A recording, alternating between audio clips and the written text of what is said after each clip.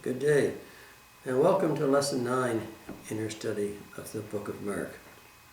Today we're going to continue on in chapter 2, starting at verse 24 and ending to the end of the chapter and the first few verses in chapter 3. And what we're going to do again is again illustrate the differences between religion and relationship, and how God himself often seemed to break the rules that he himself set down. For instance, if you go back into the Old Testament, there was a time when God forbade Jewish people to marry outside their religion and their culture. And it was said that a Jewish man should not marry a non-Jewish woman. And yet we see in the book of Ruth where Boaz married Ruth, a Moabite. And from their union came the forebears and the descendants and Christ's descendants. So it was something that really God himself, sometimes seemed to break his own rules.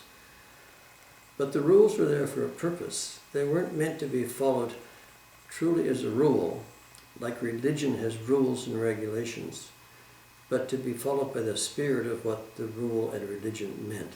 And these two illustrations in this part of this chapter, end of chapter 2 and the beginning of chapter 3, illustrates that. So to start at verse 24, now it happened that he went through the grain fields on the Sabbath, and as they went, his disciples began to pluck the heads of grain. And the Pharisees said to him, "Look, why do they do what is not lawful on the Sabbath?" Now the Sabbath was to be kept holy. That's fine. But the Pharisees had made all sorts of subordinate rules to go about how this holiness was to be kept and what you were allowed to do and not allowed to do on the Sabbath.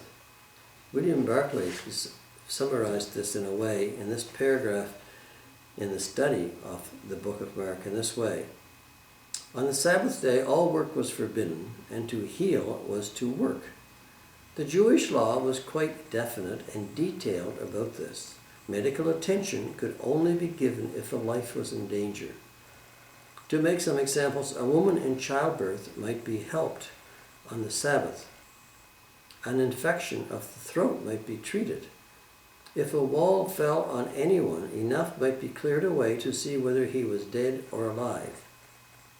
If he was alive, he might be helped. If he was dead, the body must be left there until the next day. A fracture could not be attended to. Cold water might not be poured on a sprained hand or foot. A cut finger might be bandaged with a plain bandage, but not with ointment. That is to say, at the most, an injury could be kept from getting worse. It must not be made better. It is extraordinarily difficult for us to grasp this today. So the point is that the Pharisees had made up all sorts of rules and regulations that the people could not do certain things. They defined what was work. They defined what was not work. And they made it so complicated that only a Pharisee could consider trying to keep these regulations. But you see, Jesus was not into that. He was there because he was trying to show that the rules are for the person, not necessarily for the principle. His disciples went and plucked the heads of grain. And Jesus said to the Pharisees, "Have you never read what David did when he was in need and hungry?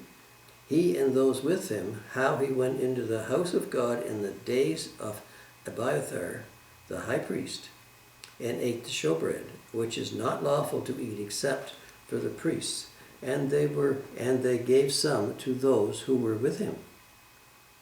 And he said to them, the Sabbath was made for man, and not man for the Sabbath. Therefore the Son of Man is also Lord of the Sabbath." The Sabbath was meant to be a benefit to people and not a burden. In this story about David and the showbread, back in the first book of Samuel, chapter 21, It shows that David and his men were hungry, and they went into the high priest and took the showbread, which is for the high priest only, because David and his men were hungry. And the point is that the Sabbath was for the people. It wasn't necessarily just for to be some holy ritual. Religion tends to be based upon rules and rituals. Relationship tends to be between people, God, and the people. And therefore, Jesus was saying that the Sabbath was made for man, to benefit man, to be a blessing to man, to be a help for man, not to be a burden or a hindrance or in some other way against what man needs. So this way it shows that this person, these people, the disciples, plucking the heads of grain in the Sabbath, according to the Pharisees, were doing wrong, but not according to God, not according to Jesus. And in essence, they weren't doing wrong anyway, because it says in Deuteronomy, when you come into your neighbor's standing grain, you may pluck the heads with your hand. That's Deuteronomy chapter 23, verse 25. So they really weren't doing wrong, but the Pharisees had made these rules and regulations to the point that they hindered everybody, and they made it was a burden to follow these rules. Being a good follower of Christ should not be a burden to that extent. It should be something which can give you a blessing and a benefit rather than a burden. So Jesus was saying, for your own good, if you need something, if you are hungry, if you need something on the Sabbath, then do what is necessary to fulfill that need. So he was saying, have you ever heard what David did? David ate the showbread that was meant for the priests only, but he ate it and had God's blessing to do it because he and his men were hungry. The Sabbath was made for man and not man for the Sabbath. And then he goes on to the next part of the first part of chapter 3, where he says he entered the synagogue again, and a man was there who had a withered hand, and they watched him closely whether he would heal him on the Sabbath, so that they might accuse him. And he said to the man who had the withered hand, step forward. Then he said to them, is it lawful on the Sabbath to do good or to do evil, to save life or to kill? And the Pharisees kept silent. But when he had looked around at them with anger, being grieved by the hardness of their hearts, he said to the men, stretch out your hand. And he stretched it out, and his hand was restored as whole as the other. Then the Pharisees went out and immediately plotted with the Herodians against him, how they might destroy him. In the first example, the disciples were taking for their own need from the grain of the field on the Sabbath, which the Pharisees said was against the law, but which Jesus said was not, against the spirit of the law. And actually it was not against the law as written down in Deuteronomy. In the second example, Christ healed someone on the Sabbath, which he had also done previously. And he healed and said, which is better, to do good or to do evil? You see, the Sabbath should not be a burden to ourselves or to anyone else. If something of necessity has to be done, then it should be done. The point is, put God first. Don't do it without putting God first. And Jesus said, this man needed help. Is it better to do good on the Sabbath or to do nothing and essentially do evil? So he is putting this forward again to us. This made Christ angry. He said, when he looked around at them and their hardness of their hearts, because they were so embroiled in the rules and the regulations of the religion, that their hearts were hardened, and this made Christ angry. He actually said it made him angry. So he said, stretch out your hand, and it became whole. So he healed on the Sabbath, as he had driven out demons on the Sabbath, as he had healed before on the Sabbath. Keeping the Sabbath holy is still one of God's commandments, which means putting God first and making sure that He is at least part of the Sabbath. If someone does something else for their own enjoyment and their own benefit and their own good on the Sabbath as well, to do good for someone else, the real point of relationship, God says, if you do it for the least of these my brethren, you do it unto me. And if you're doing it for someone else, then you are doing it unto Him. And that is, in a sense, keeping the Sabbath holy. But the point is, put Christ first. Put God first. He is the main purpose. Seek first the kingdom of God, and everything else will be given to you. So this is the little point of this little part of the chapter 2 and chapter 3. Christ's disciples ate grain which they plucked by their hand from the fields on the Sabbath.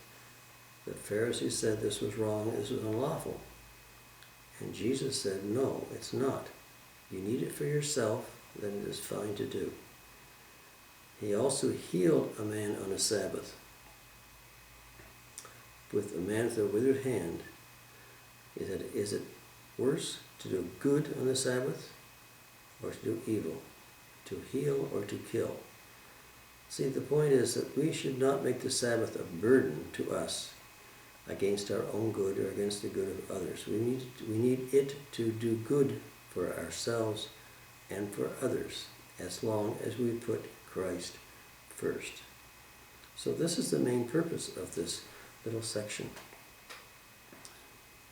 The rules and the regulations of religion are not the be-all and end-all of the situation.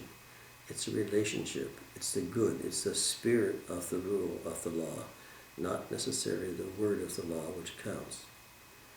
So Jesus was shown to both the Pharisees and to others that it is okay to do things for yourself on the Sabbath if you need to, and it's okay to heal others and to treat others on the Sabbath if they need to be treated and healed. But this angered the Pharisees greatly, and they went out and immediately plotted with the Herodians against him.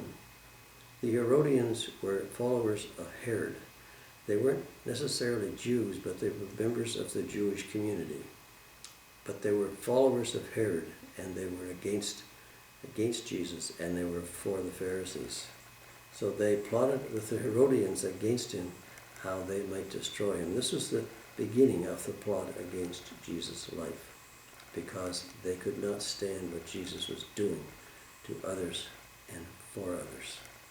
So this ends the first part of chapter 3. We'll get on to a further part in chapter 3 next week. Thanks for watching, and hope to see you then. Bye for now.